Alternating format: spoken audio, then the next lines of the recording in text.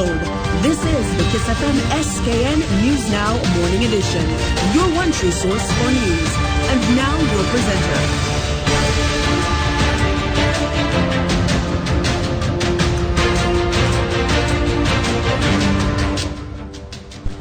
Good morning. Today is Monday, 26th February 2018.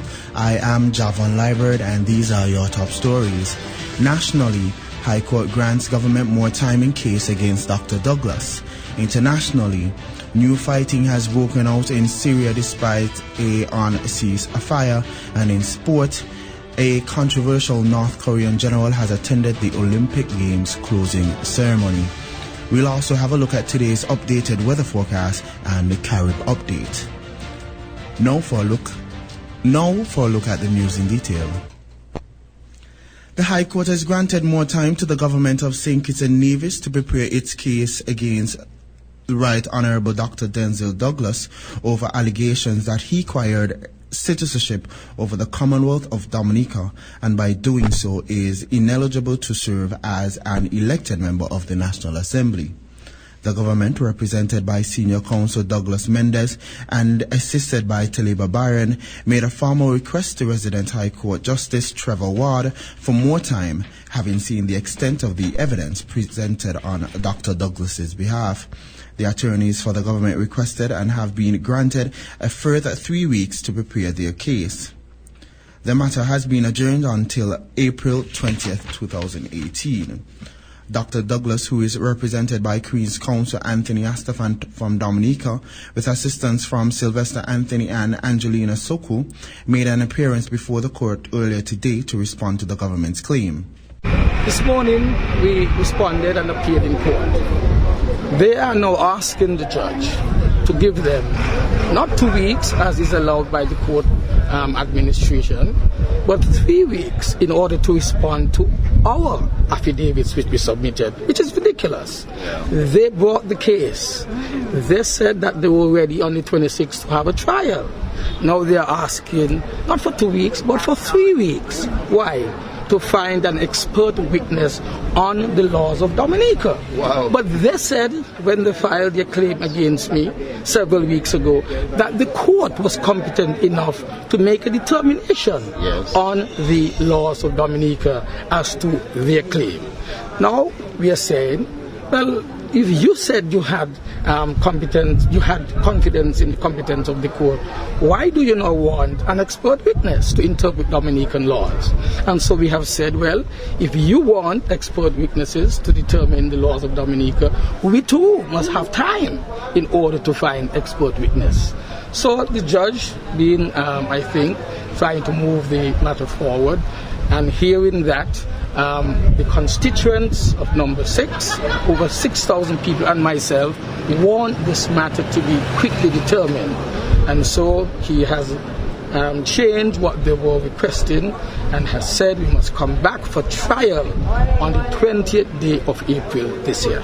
Following the hearing, Dr. Douglas further chastised the PAM-CCM-PLP government for their arrogance. They brought the case and they are not ready, Dr. Douglas said. He also stressed his stance on the matter, disclosing that the Prime Minister of Dominica, Honorable Roosevelt Skerrit himself, offered his own statement as a witness, cementing that Dr. Douglas is still a fit and legal candidate for Parliament. Dr. Douglas expressed the view that the court matter is a ploy by the government led by Prime Minister Dr. Timothy Harris to keep him out of Parliament and to cover their track records of failures. Certain documents claiming certain things that I should be removed from the Parliament based on the fact that they observed that I might have used a Dominican passport. We continue to say, and we filed as our response, that having a Dominican passport does not mean that I am a citizen of Dominica. In fact, the Prime Minister himself sent in his own statement as witness to say that Douglas never applied for citizenship. Douglas does not have citizenship. Douglas was never granted citizenship, and he has never taken an oath of allegiance to Dominica. He granted the passport as a show of courtesy, based on the fact that I had served for a very long time as the Prime Minister of St. Kitts and Nevis and serve the region. And he felt that with the work I was now engaged in as a regional and international consultant, that it would be courteous to have a platform. Meanwhile, police are working to get to the bottom of the circumstances which led to a fatal boat accident on Saturday in Nevis. What is known is that French national Kerian Grimault Curet was hit by the boat Good Luck just off Penny's Beach at about 4:30 p.m. The motor vessel owned by Vincent Perkins was being operated by another person who is as yet unidentified by police, and the coxswain who steers the boat is in custody and assisting police with the investigation. The 24-year-old man was pronounced dead on the scene. Internationally, new clashes broke out on Sunday in Syria's rebel-held region, eastern Ghouta. The latest airstrikes have intensified despite a UN resolution over the weekend calling for a 30-day ceasefire. Elizabeth Shenef has the latest on the conflict. Pulled from the rubble of a fallen building, one of the youngest victims of the latest bloodshed in Syria is rushed to a nearby car. On Sunday, airstrikes continued in the rebel-held region of eastern Ghouta near the country's capital of Damascus. The latest bombing comes in the wake of a UN Security Council vote in favor of a 30-day ceasefire. Just after the resolution passed, U.S. Ambassador Nikki Haley singled out Russia, slamming her Russian counterparts for the vote delay. Every minute the Council waited on Russia, the human suffering grew. And after all of this time, hardly anything has changed in the resolution except a few words and some commas. The Syrian people should not have to die waiting for Russia to organize their instructions from Moscow or to discuss it with the Syrians. Russia, a key ally of Syria's President Bashar al-Assad, hit back against U.S. criticisms of procrastination. The aim of the fight against terrorists must not become shielding the adoption of geopolitical agendas with dubious legitimacy. And this is what the U.S. is doing right now in Syria. Early reports from a British-based aid group estimate that the death toll in Syria has surpassed 500 since the latest bombardment began last week.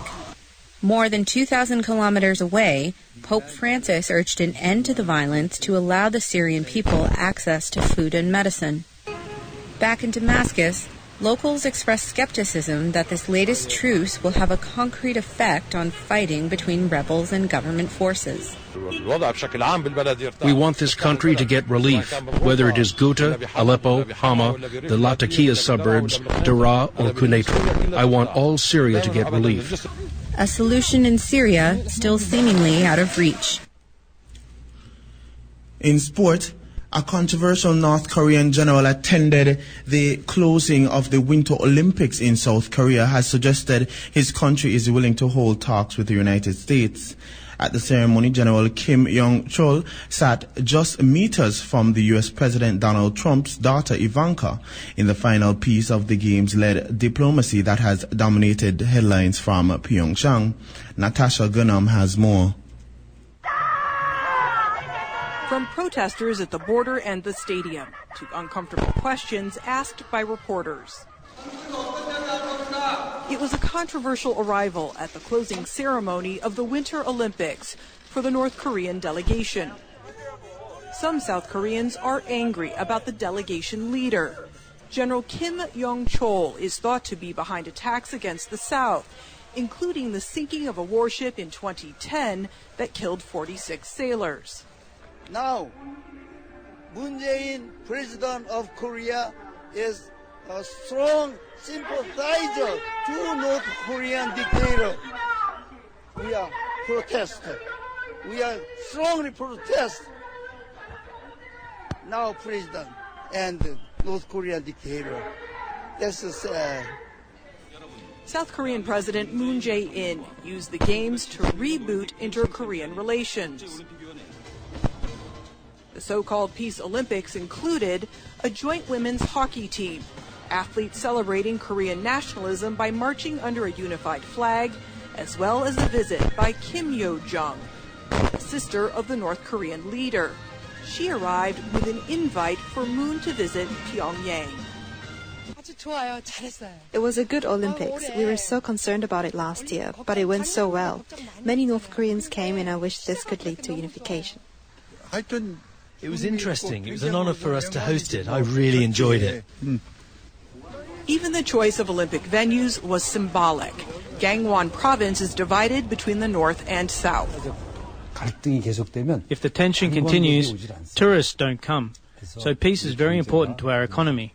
North Korea participated in the Olympics, and this has become a basis for establishing peace here, and that means a lot to us.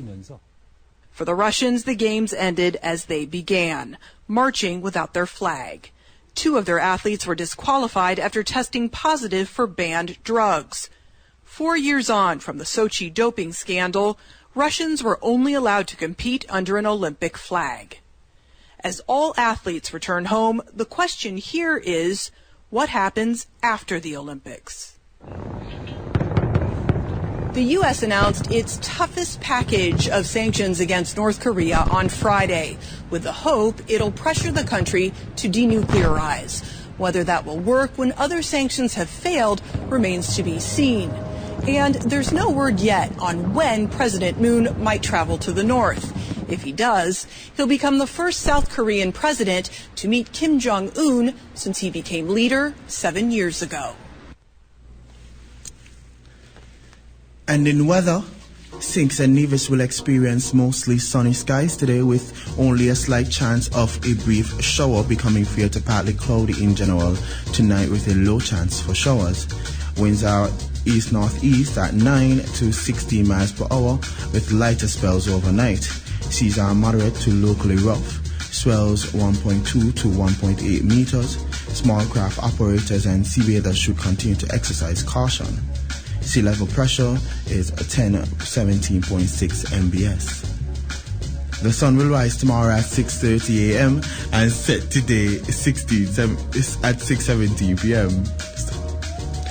Over the rest of the eastern Caribbean, the presence of a weak high-pressure ridge will continue to maintain a light to moderate trade wind flow as well as restrict meaningful shower activity during the next 24 hours. Therefore, from Puerto Rico and the British Virgin Islands southwards to Trinidad and Tobago, skies will be fair to partly cloudy in general with only a slight chance of brief shower. That item brings us to the end of Kyssfm's SKN News Now Morning Edition. Now for a recap of this morning's top stories. Nationally, High Court grants government more time in case against Dr. Douglas. Internationally, new fighting has broke out in Syria despite unceased fire. And in sport, a controversial North Korean general has attended the Olympic closing ceremony. Thanks for tuning in for another SKN News Now presentation. I've been your presenter, Javon Library. Stay tuned. Carib Update is next.